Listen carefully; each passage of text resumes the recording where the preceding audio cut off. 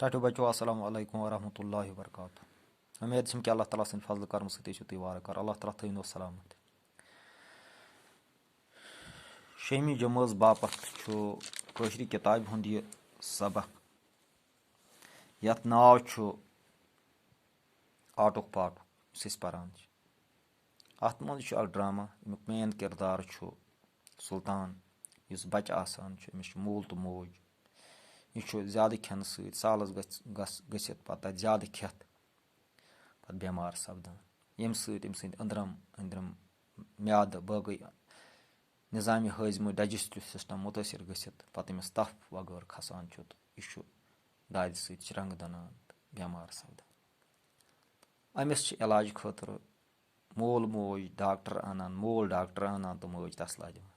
तो डॉक्टर अमिस नसीहत करान। परो आज सबक वो डॉक्टर साहब क्या सुल्तानस बे वन डॉक्टर साहब खान माजर सत गि शुर खराब कर शुरस गसन खेन चेन की रत आदत दिन सुल्तानस दवा दिवान चे सो गोबरा दवा दवा तो कर आराम डॉक्टर साहब वथान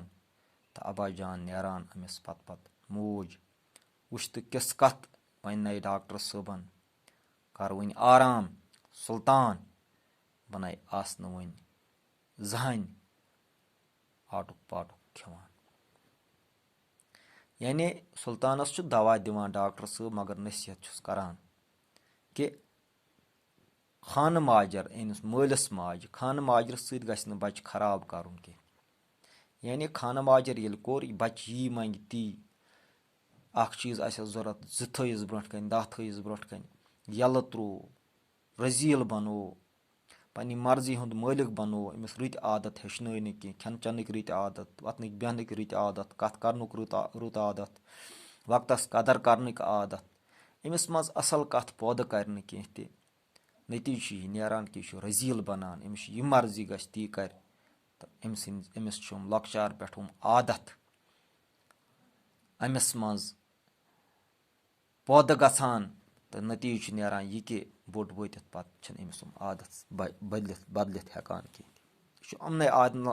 आदतन हुंद कोयल बनान तो अम सद जिंदगी पत् अल्लाह ताला बचन खराब तह हेकान गसित तिकाज वनन वालो वोनमुत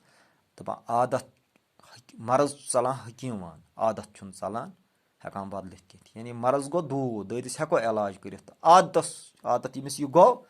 अमिस रुत आदत गो कंस रुत बना बुर आदत गो कंस बुराई बना अल्लाह ताला बचन लिहाजा अमन कथन कुन रजीलगी गस कर पानस मज गसान रुत आदत पौद कर तो डॉक्टर साहबस नेरान अमिस यह गसान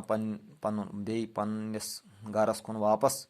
तो मज लास्टस पे अमिस नसीहत करान सुल्ताना कि वुच क्या गसान रजालत रजीलगी करने सत सुल्तान माज वाद करान कि बह खेम आटुक पाटुक कह यानी तुह तजो ख्याल थवान लेज वगैरह बक फास्ट फूड यमो सत जिंदगी पत् मुतासर गसान बुर बेमार हेकान वथित